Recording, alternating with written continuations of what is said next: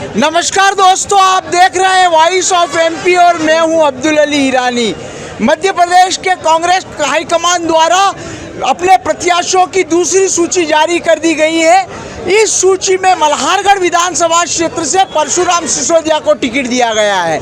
चूँकि आम जनता में चर्चा ये थी कि श्यामलाल जोगचंद जो है वो जन नेता के रूप में है और कांग्रेस उनको टिकट देगी, लेकिन ऐन वक्त पर उनका टिकट कट गया और कांग्रेस के कार्यकर्ताओं में मल्हारगढ़ पिपिया विधानसभा क्षेत्र में इस निर्णय के बाद भारी नाराजगी, आक्रोश और निराशा का वातावरण देखा जा सकता है। मेरे साथ मौजूद है कांग्रेस के नेता श्यामलाल जी जोगचंद। आइए इनसे बात करते हैं। सर, वॉइस ऑफ एमपी में आपका स्वागत है। मध्य प्रदेश कांग्रेस द्वारा जो सूची जारी की गई, इसमें आपकी उम्मीद बहुत ज़्यादा थी। आप सशक्त दावेदार के रूप में माने जा रहे थे। ऐन वक्त पर आपका नाम कट गया, क्या कहेंगे आप? मुझे ऐसा लगता है कि हाईकमान से कहीं न कहीं थोड़ी बहुत चूक हुई है और पुनर्विचार के लिए हम लोगों ने माननीय कमलनाथ जी को आपके चैनल के माध्यम से आग्रह किया है। बाकी जो हमारे वरिष्ठ लीडर है उन सब लोगों से आग्रह किया है कि कहीं न कहीं ये चूक है और इसको सुधारा जाए और ये जो है टिकट ये बदला जाए और पुनर्विचार इस विषय पे किया जाए, क्योंकि यहाँ आम जनता और कांग्रेस पार्टी ने जैसे कहा था कि हम सर्वे का आधार बनाएंगे, लेकिन सर्वे को आधार नहीं बनाते हुए ये जो किया वो ठीक नहीं किया है।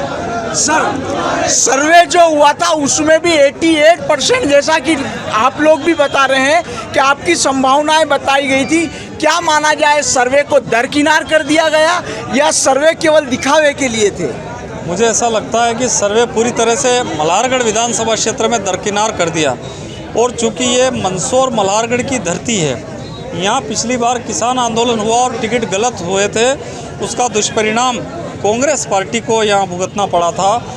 नेता लोग तो टिकट दे देते हैं, लेकिन जो कांग्रेस जो हमारा जो छोटा कार्यकर्ता है उस कार्यकर्ता को बड़ी तकलीफ़ और बड़ी वेदना हमेशा होती है, क्योंकि वो पार्टी के लिए काम करता है और जब उसके अनुरूप टिकट नहीं होता है और पार्टी जब चुनाव हार जाती है तो इस तरीके की बातें होती है। और जो चुनाव हारता है उम्मीदवार, वो दूसरे पर दोषारोपण कर देता, दूसरे को गालियां देता है और वो कहता है यार तुम लोगों ने हमको हरा दिया। इस तरीके की बातें जो करते हैं और आम कार्यकर्ता ठगा सा महसूस हो जाता रहता है। मैं यही अनुरोध करना चाहता हूं हाईकमान से कि इस पर पुनर्विचार किया जाए और कांग्रेस पार्टी से जिस प्रकार से कांग्रेस के कार्यकर्ता और आम जनता की जो भावना है उसके अनुरूप टिकट वितरण किया जाए। मानते हैं भावनाओं पे कुठाराघात हुआ है और इससे कांग्रेस कार्यकर्ता किस तरह से हताश है, आपके समर्थकों में किस तरह की निराशा है? मैं इन चीज़ों का कह नहीं पा रहा हूँ, बहुत दुखी हूँ। और मेरे पिताजी को कैंसर हो गया था और उनका रेडिएशन चल रहा था।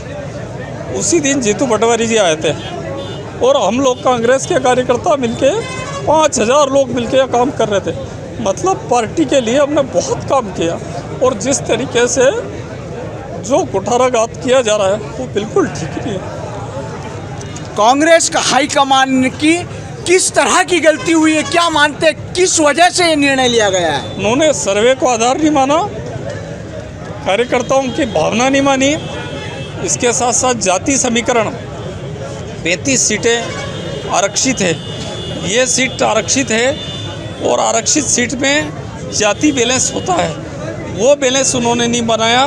और इसके साथ साथ उन्होंने जो आम गरीब कार्यकर्ता है उस कार्यकर्ता की भावना को नहीं रखा। हम लोग चूँकि पार्टी के इतने निष्ठावान कार्यकर्ता है कि 27 साल से हम लोगों ने 3 महीने जेल काटी है पार्टी के लिए। हम लोगों ने 45 दिन तक साइकिल यात्रा करी है। हम लोगों ने पैदल यात्राएं मीनाक्षी जी के साथ की है, एक पैदल यात्रा है। गरीबों के लिए, कमज़ोरों के लिए हमेशा लड़े हैं और उसका दुष्परिणाम जो ऊपर के नेता बैठ कर के जिस तरीके से करते हैं और उसका जो दुष्परिणाम होता है वो यहाँ का छोटा कार्यकर्ता है उसको भुगतना पड़ता है। और आम कार्यकर्ता की हालत ये है कि 18 साल से 35 साल का जो कार्यकर्ता है या जो युवा आदमी है, कार्यकर्ता नहीं आम लोग, उनको जेलों में ठूस रखा है। कई लोगों पर फर्जी प्रकरण बनाए जा रहे हैं, कई लोगों पे डोडा चूरा में उनको बंद है, कई लोग अफीम में फर्जी बंद है, कई लोगों की हालतें ख़राब है, उनको कोई नहीं सुन रहा है। ऐसी स्थिति में हमारे मल्हारगढ़ तहसील के कार्यकर्ता संगठित होकर के लड़ाई लड़ते हैं। अगर ये न्याय नहीं होता है तो इसके साथ साथ आने वाले समय में कोई भी कांग्रेस का आदमी इस लड़ाई को नहीं लड़ेगा। सर, आपको दलितों का, वंचितों का, व्यापारियों का, किसानों का, आम आदमी का नेता कहा जाता है, इसके बावजूद इस तरह का निर्णय, क्या प्रतिक्रिया? मुझे लगता है कि जो घटनाक्रम सामने आया है वो घटनाक्रम रात को 11-12 बजे तक तो वो ठीक चल रहा था। 11 बजे आप ही की वाइस ऑफ एमपी लगातार उसको दिखा रही थी और एन वक्त पे किसी का फ़ोन कॉल आया और पता नहीं क्या हुआ। और उसके बाद जो सूची बनी तो उन्होंने कहा कि सूची साइन होने के लिए गई, और जब अंदर से सूची आई तो पता चला कि ये सूची में मेरा नाम नहीं था। तो मुझे ऐसा लगता है कि मल्हारगढ़ विधानसभा क्षेत्र का प्रत्येक गरीब, मजदूर और कमज़ोर, यहाँ का व्यापारी, आम आदमी उसके साथ गलत किया। और हमारे संसदीय क्षेत्र का तो दुर्भाग्य ये है कि जितने टिकट दिए कोई जाति समीकरण यहाँ पर नहीं दिया गया, एक ही वर्ग को ज़्यादा टिकट दे दिए, बाकी लोग कहाँ जाएंगे? क्योंकि बाबा साहब अम्बेडकर और हमारे राहुल गांधी जी जो है वो सामाजिक न्याय की बात करते हैं, और जो हमारी माननीय सोनिया गांधी जी है वो सामाजिक न्याय की बात करती है। तो राहुल गांधी जी और सोनिया गांधी जी के जो सपने हैं उनको साकार करने का जो समय था, लेकिन पता नहीं किस चूक के कारण ये गड़बड़ हो गई है। श्यामला है कि क्या वो बगावत पर उतरेंगे? मैं कोई बगावत करने के लड़ेंगे? बगावत करने का हमारा कोई इरादा नहीं है, लेकिन हमारा मल्हारगढ़ विधानसभा क्षेत्र के जितने कांग्रेस के कार्यकर्ता है, आम जनता है, उन लोगों में अपार क्षमता है। और जब भी अन्याय होता है, अन्याय के खिलाफ उठ खड़ा होती है, तो मल्हारगढ़ विधानसभा क्षेत्र की पूरे संसदीय क्षेत्र में जब भी जनता आती है तो अन्याय के खिलाफ हमारे यहाँ की जनता एकत्रित होती है।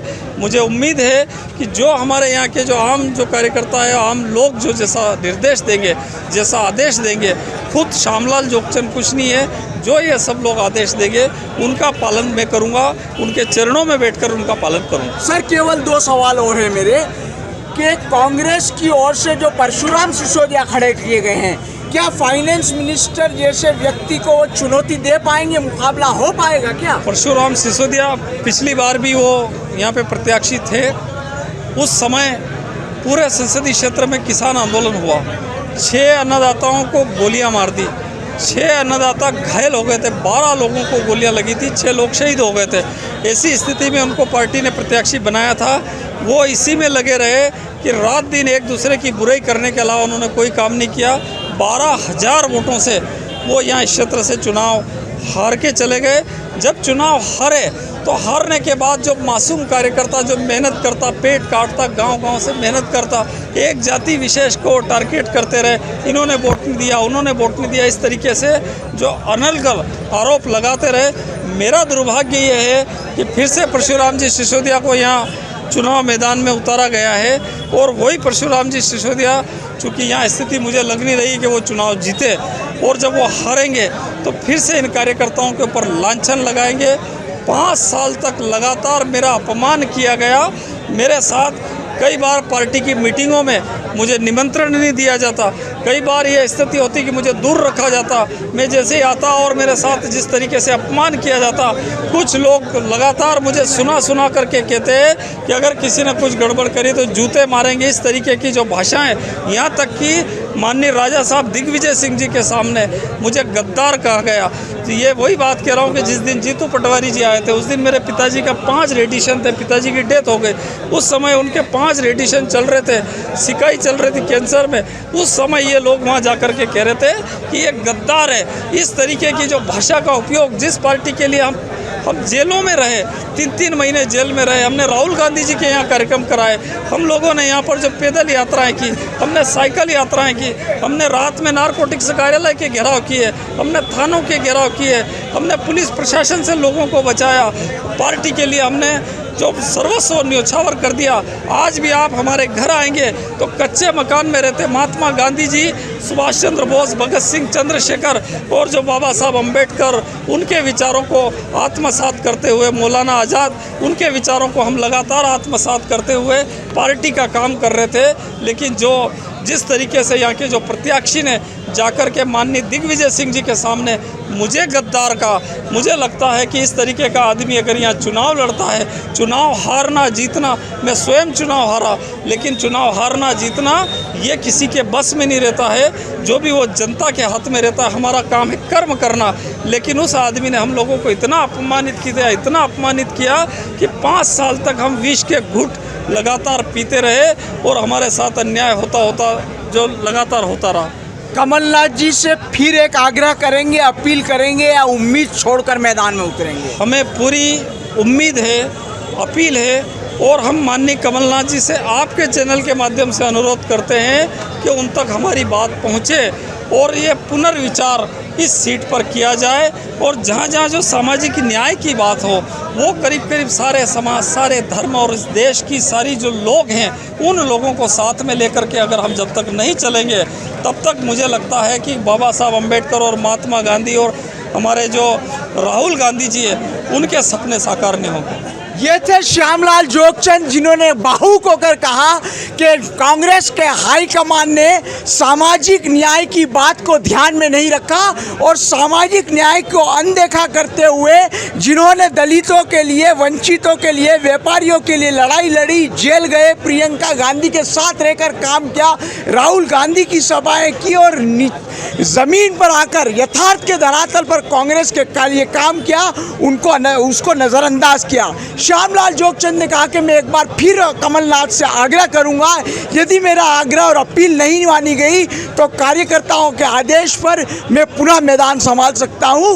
वॉइस ऑफ एमपी के लिए मेरे सहयोगी पवन राव शिंदे के साथ अब्दुल अली ईरानी।